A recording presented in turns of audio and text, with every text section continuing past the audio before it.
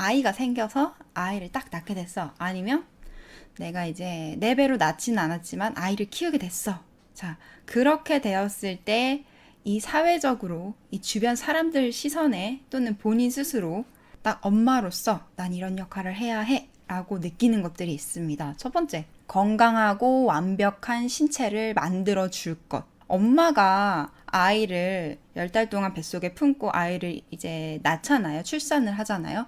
그러다 보니까 엄마가 아기를 다 만든 게 아닌데 엄마랑 아빠랑 같이 만든 아기인데 엄마가 아기를 더 많이 만들었다 또는 엄마가 전적으로 만들었다라고 이제 생각을 하기가 쉽고 실제로 뱃속에 10달 동안 아이를 품으면서 엄마가 아이를 어떻게 보살피고 어떤 음식을 먹고 자기 몸을 산모의 몸을 어떻게 하느냐에 따라서 아이의 건강이나 생명에 영향이 가기 때문에 엄마 스스로도 그런 책임감을 더 많이 느끼는 것 같아요. 근데 엄마뿐만이 아니라 주변 사람들이, 남편이, 가족들이, 친정 부모, 시댁 부모가 아이의 건강한 몸, 완벽한 몸, 예쁘고 아름다운 그런 몸을 엄마가 의무적으로 만들어줘야 한다고 생각을 합니다. 충격적이죠. 일종의 아주 비싼 가전제품을 이렇게 판매하는 하나의 공장에서 가전제품 불량이 생겼어. 그러면 AS 처리를 해주듯이 만약에 이 아이가 건강하지 않게 태어났다, 아름답지 않게 태어났다, 그럼 두고두고 엄마가 하자보수를 해줘야 돼요. 아이가 태어나고 나면은 면역 체계가 형성되지 않아서 되게 자주 아파요. 막 그냥 아무 이유 없이 막 열이 끓기도 하고 잔병치레가 많아요. 아기들은 더 취약해요, 질병에. 그래가지고 응급실에 가는 경우도 덜어 있고 이런데 그때마다 엄마의 심장은 철렁. 내가 아기를 잘못 낳았나? 내가 아기를 뱃속에 있을 때 내가 잘못 케어를 해서 아기가 지금 아프나? 이렇게 되고 아니면 애가 선천적으로 어떤 질병이 있거나 장애가 있으면 내가 애를 이렇게 낳아줘서 내가 잘못해서 그래서 엄마의 입장에서는 아이가 태어나고 나서 좀 어느 정도 건강한 어린이가 되기 전까지 계속 전전긍긍해요. 애가 아플까봐. 그리고 애가 좀 못났다. 그러면 서로 말은 안 하지만 마음속으로 책임감을 느낍니다. 내가 못생기게 애기를 낳아줬구나. 이 애기의 운명은 앞으로 얼마나 고달플고 창조자로서 생산자로서 굉장히 큰 책임감과 그런 압박감을 느낍니다. 엄마의 입장에서. 그 엄마를 바라보는 사회의 시선이 곱지가 않습니다. 애기 혼자 낳았어? 아빠랑 같이 낳았어. 근데 아이의 육체에 대해서 모든 컴플레인이 엄마한테 가요. 웃기죠? 굉장히 큰 압박감과 스트레스를 받게 되죠. 근데 문제는 그게 본인 잘못이 아니라는 거, 본인 책임이 아니라는 거를 아무도 말해주지 않고 본인도 모르기 때문에 누가 그렇게 비아냥거리고 누가 그렇게 책임 전가라고 탓을 하면 그대로 받아들입니다. 그래, 내가 잘못했지. 두 번째, 엄마로서 가지게 되는 두 번째 의무는요. 완전 무결한 헌신적인 사랑과 보살핌을 줄 것. 엄마의 사랑은 이 세상에서 가장 완전하고 가장 깊고 가장 진하고 가장 위대하다라고 모든 사람들이 생각하지 않습니까? 아이를 잉태하기 전에, 아이를 낳기 전에는 나는 그냥 평범한 21세기 대한민국 여성이었어. 그냥 내 인생 사는 거에 바쁘고 연애하기 바쁘고 다이어트하고 외모 꾸미고 앞으로 뭐 먹고 살아야 되는지 고민하고 내 꿈 고민하고 직장생활 때문에 스트레스 받고 그러면서 가끔씩 일탈도 하고 맛있는 것도 먹고 그래서 다이어트 작심삼일하고 실패하고 막 이런 그냥 평범한 여성이었어요. 그것도 여성이라기보다는 조금 소녀에 가까운 철이 하나도 안 든. 요즘에는 좀 자식들이 결혼하기 전까지 부모님이랑 같이 많이 살잖아요. 혼자 독립해서 살아본, 자기 스스로를 책임져서 생계를 꾸려본 경험이 잘 없잖아요. 성인들이라 할지라도. 그런 분들도 많겠지만 그렇지 않은 분들도 많거든요. 그래서 그런 철없는 소녀가 갑자기 엄마가 된 거예요. 갑자기 완전 무결한 사랑을 줘야 된대, 이 아이한테. 근데 여기에 전제 조건 하나가 있어요. 이 갓난아이한테 언제든지 충분한 사랑을 줘야 되기 때문에 엄마는 잠도 안 자야 되고 항상 아이 옆에서 아이의 요 애정을 채워줘야 되고, 밖에서 맞벌이를 해도 안 되고, 집안일을 해도 안 돼. 왜? 엄마는 언제나 아이를 보듬어주고 아이 옆에 사랑을 줘야 되니까. 그래서 요즘 같이 맞벌이 부부가 많은 시대에 늘 아이 옆에서 이렇게 있지 못하고 어린이집에 보내고 이제 직장 생활을 해야 되는 엄마의 입장에서는 굉장히 큰 죄책감이 느껴지는 거예요. 왜냐면 엄마는 언제나 아이를 보살펴주는 존재고 아이를 사랑으로 돌봐줘야 되는 존재인데, 나 지금 회사에 있거든. 아이가 심지어 나한테 떨어지지 않으려고 해. 막 자지러지고 엄마만 찾고 하루 종일 막 울어. 유치원에 가서, 어린이집 가서. 근데 그런 아이를 내가 떼어놓고 아이한테 몹쓸 짓을 하고 내가 직장 생활을 하고 아이가 정말 옆에 있어달라고 하는데 내가 집안일을 하고 계속 이러는 거야. 심지어 내가 가정주부라 할지라도 내가 매 순간 아이 옆에서 아이를 케어해줄 수는 없어. 왜냐면 집안일을 해야 되거든. 이 가정주부로서도 할 일이 굉장히 많거든. 그래서 항상 아이한테 완벽한 사랑, 완벽하지도 않은데 늘 그 사랑을 줄 수 없다는 거에 대한 미안한 마음이 있어요. 이 어린아이는 맹목적으로 엄마를 갈구하고 엄마의 품에 안겨서 엄마의 사랑만을 받길 원하는데, 그런 아이를 억지로 우는 아이를 떼어뜨려 놓고 내가 엄마로서 이렇게 역할을 하지 못하고 다른 일을 해야 될 때, 그때 굉장히 내가 몹쓸 엄마, 내가 아이한테 몹쓸 짓을 한 엄마, 그리고 아이한테 충분한 사랑을 줄 수 없는 엄마로서의 그런 역할을 다 하지 못하는 엄마라고 본능적으로 그렇게 스스로를 생각하고 굉장히 아이한테 미안해합니다. 근데 생각을 해보면 언제까지 엄마가 아이한테 그 역할을 해줄 수 있겠어요? 못 해줘요. 근데 기대치가 엄마 본인도 높고 세상 사람들이 엄마는 늘 그래야 된다라는 이미지예요. 또 뭐가 있냐면 완전 무결한 현실적인 사랑과 보살핌이잖아요. 그래서 화도 내면 안 됩니다. 사람이 짜증도 낼 수 있고 감정이 있는 존재인데, 항상 엄마는 아이를 보듬어주고 아이를 포옹해주고 아이를 받아들여주고 아이한테 따뜻한 보금자리의 역할을 해주는 그런 엄마여야 되기 때문에, 동화책에서 여러분들이 어렸을 때 봤던 엄마를 한번 보세요. 또는 여러분들 드라마에서 봤던 대부분의 엄마 캐릭터를 보세요.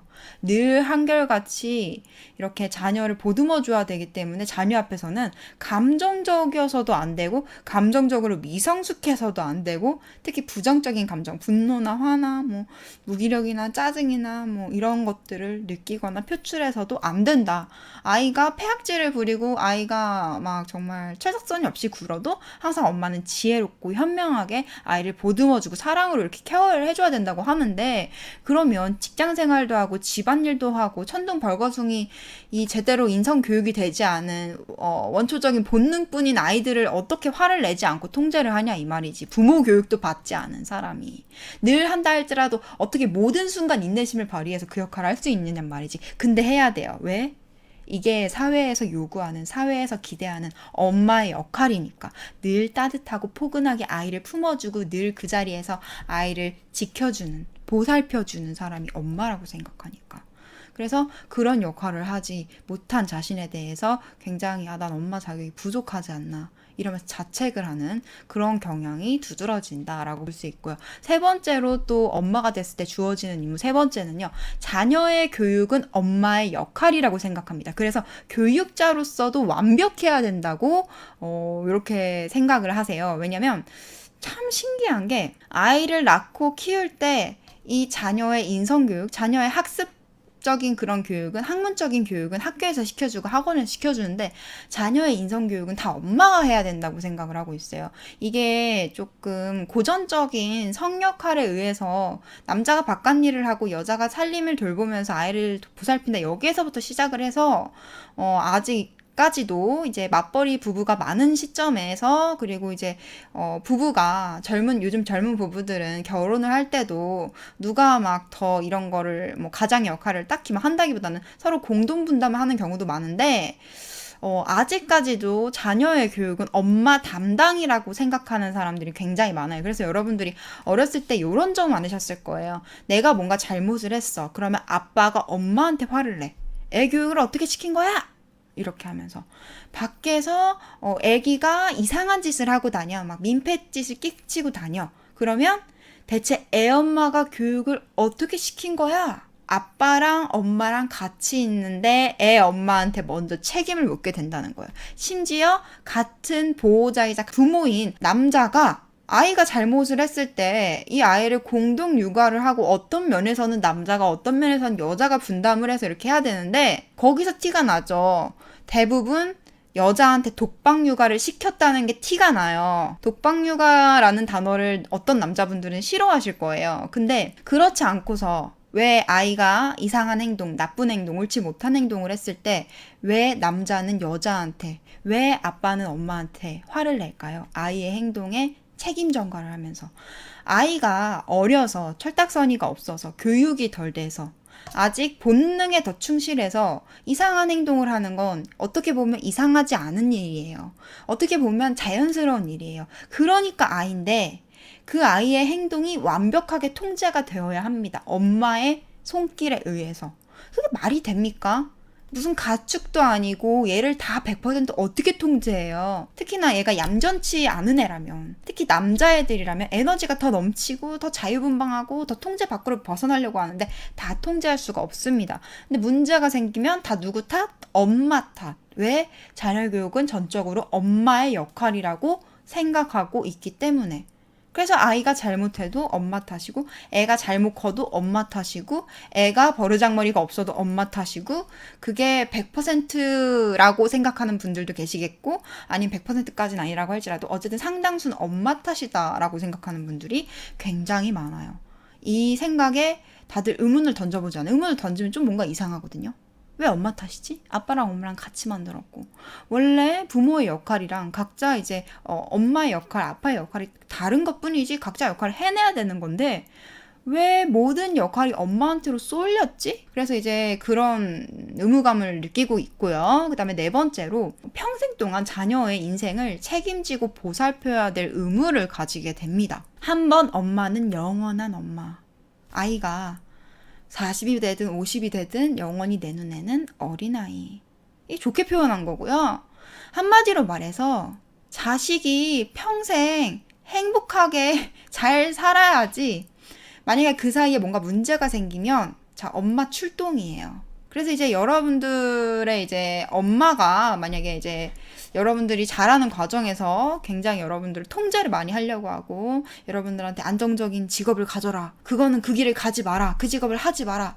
막 돈을 많이 벌어라. 성공해라. 또는 뭐 시집을 잘 가라. 또는 뭐 안정적인 가정을 꾸려라. 막 이런 식으로 요구를 한 이유가 뭐냐면 자식의 인생이 잘못되면 그때부터 뒷수습은 엄마가 들어가야 돼요. 정신적인 케어도, 물질적인 케어도, 애정에 대한 케어도. 그래서 엄마들이 아들한테는 계속 결혼해라, 결혼해라, 결혼해라. 왜 그러냐면 이 아들이 가정을 꾸리지 않으면 정서적으로 여자가 채워줄 수 있는 부분이 비어버리기 때문에 자기가 그 역할을 해야 돼. 당신이 그 역할을 해야 돼, 평생.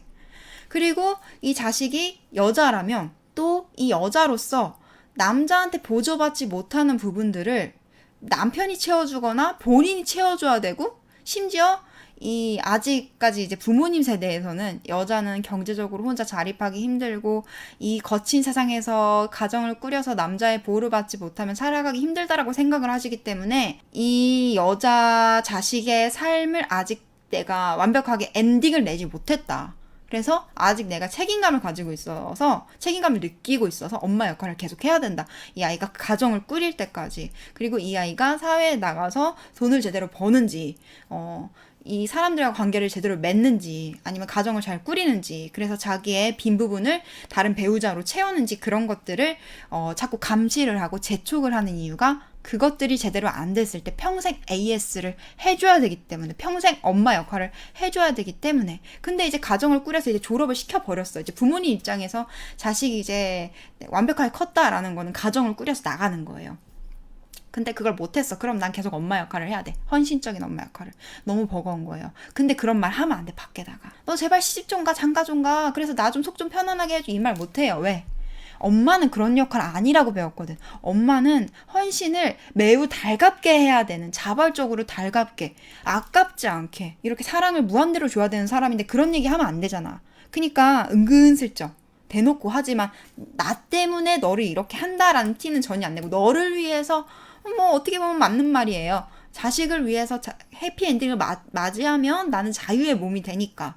그래서 이제 평생 자식의 엄마의 역할을 해야 되는데, 그나마 자식이 제대로 된 안정적인 이런 삶을 구축을 하면 그때부터는 조금 자유로워진다고 생각을 하기 때문에 자녀의 삶을 빨리 완성시키려고 하는 이런 부작용이 있습니다. 그리고 여러분들이 직업을 선택할 때 아빠도 많이 이렇게 해라 저렇게 해라고 하겠지만, 특히 엄마가 상대적으로 비교적으로 평균적으로 엄마가 많이 관여를 하실 텐데요. 그 왜 그러냐면, 잘 생각해 보세요. 이 자녀의 삶이 실패를 하고 성공을 한 거에 따라서 성공을 하면 엄마는 이제 그 효도를 받거나 이렇게 손을 놔도 돼. 근데 실패를 하면 엄마의 역할을 해주느라 다 서포트를 해야 돼. 먹여 살려, 돈으로 먹여 살려, 뭐 배우자도 못 구하고 결혼도 못했으면은 그런 역할도 채워줘. 같은 집에서 우리 부부가 늙을 때까지 계속 얘를 키워주고 재워주고 먹여주고 다 해줘. 미래 고민도 해줘. 직장 고민도 해줘. 계속 책임져. 내 노후와 상관없이 아이를 계속 책임져. 이런 상황이 벌어지니까 이 아이가 사회적으로 성공까지는 아니더라도 실패를 하면 안 되는 거야. 그러면 내가 죽을 때까지 엄마라는 역할을 거의 노예처럼 해야 되는 거야. 그게 너무 공포스러운 거예요. 그리고 이왕이면 평생 한 아이의 엄마의 역할을, 헌신적인 엄마의 역할, 몇 년이고 몇 살이고 상관없이 평생 역할을 할 거면 거지 자식 엄마의 역할보다는 부자 자식 엄마의 역할이 덜 힘들거든요. 물론 자식이 잘 되면 자랑스럽고 이런 것도 있는데, 사실 부모님들이 여러분들한테 말하지 않은 정말 더 큰 진심은요, 거지 자식의 부모가 되면 너무 힘들어. 너무 해줘야 될 게 많고요. 진짜 걱정스러워요.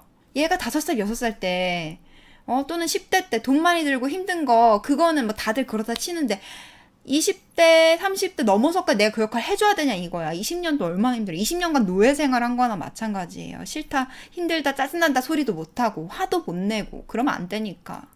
근데 그 역할을 앞으로도 계속 해줘야 된다는 게, 아무리 내가 자식을 사랑하고 헌신하는 역할에 내가 불만이 없었어도 억울하고 정말 생각도 하고 싶지 않은 거예요. 그래서 이왕이면 부자 자식까지는 아니더라도 거지 자식은 피하고 싶은 거야. 그래서 여러분들 직업에 막 훈수를 두고 너 이거 어쩔 거냐 저쩔 거냐, 돈 좀 벌어라, 직장 생활 좀 해라, 결혼 좀 해라 막 이러는 이유가, 내 자식이 망하면 그거 내가 연대 책임져야 되거든. 이 자식이 평생 내 캥거루 뱃속에서 내 캥거루의 엄마가 돼가지고 애를 이렇게 해줘야 되거든. 끔찍하거든. 그래가지고 이제 그런 의무감이 있어서 그런 상황이 벌어진 거고요. 마지막으로 엄마가 되면 주어지는 5번째 임무, 자동적으로 주어지는 5번째 임무, 누구에게도 뒤지지 않는 최고의 엄마가 되는 것. 엄마의 역할 를 부여받았을 때 엄마들이 아이를 돌보는 것보다 더 많이 하는 게 뭔지 아세요? 주변을 봅니다. 다른 엄마들은 어떻게 하는지. 그리고 나는 그 중에서 중간도 아니야. 최고가 돼야 합니다. 왜? 엄마란 아이한테 최고의 양육 환경과 사랑과 보살핌과 교육자로서의 교육을 제공해야 되는 역할인데, 최고로 제공을 해야 돼요. 사랑하는 존재한테 늘 최고를 줘야 돼요. 그렇게 배웠어요. 근데 최고라는 건 무엇이에요? 주변과 비교했을 때 가장 뛰어난 것, 탑 넘버 원을 말하는 겁니다. 그래서 주변의 엄마들이 나보다 더 잘한 건 없는지, 내가 뒤처지는 건 없는지. 여기서 뒤처진다는 뜻은 평균치가 아닙니다. 최고로 잘하는 누군가보다 내가 지금 못하고 있진 않은지. 그래서 엄마들이 과열 경쟁에 빠진 이유가 누가 더 자기 자식을 사랑하나 경쟁하고 있어요. 저 엄마가 저렇게 한다고? 내 자식도 질 수 없지. 내가 내 자식을 얼마나 사랑하는데 내가 저 엄마한테 질 수 없지. 내가 사랑하는 자식을 위해서라면 이 정도도 해줄 수 있는 사람이야. 그리고 내가 자식을 이 세상에서 최고로 사랑하는데 저 엄마가 저렇게 해주는 걸 내가 못 따라하면 내 자식한테 내가 최고로 사랑해준다고 당당하게 말할 수 없지. 그래서 난 최고의 표현을 할 거야. 물질적인 보상으로, 최고의 교육 환경으로, 최고의 뒷바라지로, 최고의 드자비질로 아이들을 닥달해가지고 최고의 성공한 삶을 내가 만들어 줄 거야. 그게 엄마의 역할이고, 난 최고로 아이를 사랑하니까 최고의 엄마가 되어야 한다라고 생각을 하기 때문에 어떤 부작용이 있냐면 아이한테 좋은 옷을 못 입혀서, 명품 옷으로 못 입혀서, 아이한테 좋은 환경이라든가 놀이 환경, 교육 환경을 못 제공해줘서, 아이한테 24시간 붙어있는 엄마가 못 돼줘서, 아이한테 때때로 화도 내고 짜증도 내는 그런 성숙하지 못한 교육자로서의 자질이 부족한 엄마라서 이런 식으로 끊임없이 엄마라는 직업군으로 이제 본인을 생각했을 때 다른 엄마라는 직업의 엄마들과 비교해서 나는 몇 점짜리 엄마인지를 끊임없이 생각하고 있어요. 잘난 엄마들은 대체 어떻게 하는 거지? 그 엄마들의 발톱만큼이라도 가려면 어떻게 해야 되지? 발끝만큼이라도 가려면 어떻게 해야 되지? 내가 우리 애기 이렇게 이뻐하고 이렇게 사랑하는데 내가 왜 그 아줌마들보다 내가 못해주는 게 뭐야? 내가 얘를 덜 사랑해? 그것도 아니야. 그러니까 더 해줄 거야. 최선을 다해서. 근데도 안 되는 게 있어요. 내가 아무리 노력을 해도 맞벌이 하는 엄마는 절대로 가정 주부인 엄마를 못 따라가요. 아이를 케어하는 거에 있어서. 그러면 거기서 굉장히 큰 패배감과 열등감과 죄책감과 그런 상실감을 느껴요. 나는 아이를 사랑하는 게 아니야. 정말 엄마로서 좋은 엄마가 아니야. 내가. 그런 생각도 있고, 난 내가 아이를 정말 사랑하는데 한편으로는 난 최선을 다하고 있어라고 하지만 그 느낌이 사실 그냥 한탄으로 하는 말이에요. 자기 세뇌예요. 아니야, 난 최선을 다하고 있어라고 세뇌를 하는 거지. 그 말을 했다는 것 자체가 난 부족한 엄마야 라고 느끼고 있기 때문에 자기 방어 기제로 난 최선을 다했어. 난 최선을 다했어. 이러는 거예요. 그러니까 누가 비난을 한 게 아니라 본인 스스로가 내가 부족한 엄마야 라고 느꼈을 때 방어적으로 아니야, 난 최선을 다했어. 지금 이게 내가 할 수 있는 최선이야. 이런 식으로 말을 하게 되고, 이제 여러분들이 이제 부모님한테 뭔가 엄마 왜 그래요? 라고 했을 때 엄마가 야, 난 최선을 다했어 라고 말을 했다면, 그래서 어이가 없고 화가 났다면 그거는 반대로 해석하시면 돼요. 엄마는 양심의 가책을 느끼고 죄책감을 느낄 때 최선을 다했다고 스스로를 다독이곤 합니다. 완벽한 부모는 될 수도 없거니와 한 사람, 그것도 내 자식이랄지라도 한 사람의 행복을 내가 완전 무결하게 보호해주고 지켜주고 책임져주는 건 누구라도 못하는데 자식이라고 해서 그게 가능해지는 건 아니다. 착각하면 안 된다. 근데 그걸 욕심을 낸다. 많은 부모들이 이렇게 얘기를 했어요. 근데 구체적으로 얘기를 하자면 엄마들이 그렇게 욕심이 많아요. 엄마들이. 그러다 보니까 엄마들끼리 모이면 과열 경쟁이 되는 그런 풍경을 아주 흔히 볼 수 있죠. 엄마들이 그렇게 생각하고 있어서예요. 최고의 엄마가 되어야겠다고 왜 생각을 하냐면 이 아이가 내 뱃속에서 잉태를 해서 낳아보니까 내가 어떻게 태교하는지에 따라서 이 아이가 다르게 태어난다는 걸 인지를 한 거예요. 이 아이의 이 육체나 정신이나 성격에 영향을 끼친다는 걸 인지를 하고 또 아이를 갓난쟁이서부터 키우면서 내가 했던 말, 행동이 아이한테 굉장히 큰 영향을 끼친다는 걸 알면서 일종의 책임감을 느끼고 겁을 먹게 된 겁니다. 엄마의 역할이란, 교육자의 역할이란, 부모의 역할이란 한 아이의 운명을 바꿀 수도 있는 역할이구나. 그렇다면 나는 이 아이한테 최고의 운명을 주리라. 내가 이 아이를 사랑하는 만큼 또는 내가 한 생명을 책임져야 하는 이런 역할인 만큼 내가 아주 잘해 보이리라. 최고로 내가 하리라. 이런 생각을 하게 되는 거예요. 그 효과를 알기 때문에 엄마의 역할이 얼마나 큰 영향을 끼치는지를 알기 때문에 그 최고의 엄마가 되는 것에 집착을 굉장히 많이 하는 겁니다. 근데 제가 말한 이 5가지 이 의무감을 본인이 스스로 어디서 배운 것도 아닙니다. 근데 우리는 본능적으로 알고 있어요. 사회적인 인식에서, 그리고 우리가 대중매체에서 어떤 책에서 어떤 이야기에서 보아왔던 전통적인 엄마상에 대해서. 왜 요즘에 드라마를 보면은 가난한 여자 주인공의 헌신적이고 따뜻한 엄마의 역할이 이제 딱 고정적인 캐릭터가 있잖아요. 그런 역할의 엄마가 실제로 있습니까? 그런 역할의 엄마는 가난한 것 빼고는 다 완벽하게 나와요. 새벽 5시에 일어나서 자녀를 위해서 닭을 튀겨 밤 12시까지. 그리고 집에 와서 자녀들 밥이랑 이런 거 싹 해주고, 자녀가 뭐 8남매든 7남매든 다 키워. 어디 법대도 보내고 유학도 보내고 다 보내. 짜증 한 번 안 내, 화 한 번 안 내, 속으로 다 삭혀. 시어머니 병수발도 다 들어. 남편 뒷바라지도 다 해. 그런 엄마가 맨날 흔하게 나와요. 한 10번 나오면 그 중에 한 8번은 그런 엄마가 나와. 그리고 이제 시한부 병 걸리면은 절대로 말 안 하고 혼자서 삭히고 혼자서 안 아프다니까 이러면서 이제 나중에 막 뭐 들켜 자식들한테. 아니면 늘 자식한테 다 해주고서도 미안해. 내가 부모로서 부자가 아니라는 거에 더 좋은 환경을 못 줬다는 거에. 근데 여러분들이 이제 그 드라마 보다가 고개를 돌렸어. 우리 엄마 아빠를 봐. 그러면 우리 엄마 아빠는 평균 미달이네. 이런 생각을 본능적으로 하게 되는 거예요. 왜? 저게 평균이야. 저 드라마에 나온 게 평균이야. 왜냐하면 드라마에만 저렇게 나온 게 아니라 영화에도 저렇게 나오고 교과서에도 그렇게 나오고 수많은 이야기도 그렇게 나오고 아예 대놓고 악역 부모가 나오는 게 아니면 보통 부모는 그렇게 좋게 표현이 됩니다. 근데 실제로 우리가 마주하는 우리랑 한 집에서 사는 날 키워준 부모는 그렇게 완벽하지 않다는 거지. 드라마나 뭐 소설이나 이런 데 나오는 부모는 돈 빼고는 다 완벽해요.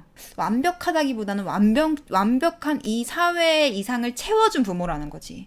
그래서 여러분들이 이제 기준치가 높을 수 있는데 사실 이 기준치가 말도 안 됩니다.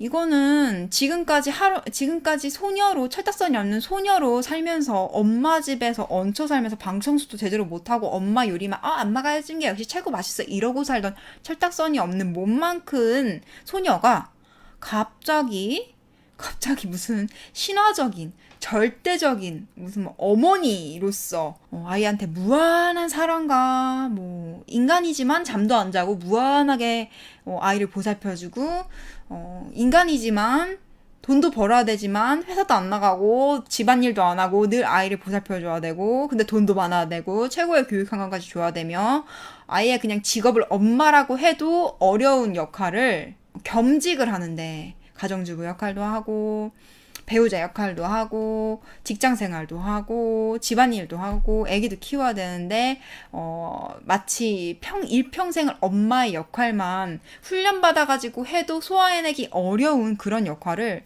이 갓 엄마가 된 한 여인한테 기대를 한단 말이죠. 사랑이 그거라고 배웠는데 눈앞에 사랑하는 존재가 나타났어. 그러면 거절할 이유도 없다 이거야. 정말 나는 최고의 것을 주고 싶었는데 마침 세상이 너 엄마가 되었다면 네 목숨을 다 바쳐서 헌신해라 라고 말을 해서 알겠습니다. 그게 저의 사명이군요. 이러면서 이제 하게 되는데 문제는 이제 그게 이제 1년, 2년, 3년, 4년 그때까지는 행복합니다. 5년, 6년, 7년, 8년 이제 10년 넘어가면 그때부터는 회의감이 들기 시작해요. 내 역할에 대해서. 이미 오래 전부터 들었을 수도 있고 그 다음에 이제 20년이 지나잖아요. 환멸이 나기 시작합니다. 폭주를 하기 시작해요. 그게 더 오래전에 온 분들도 계세요.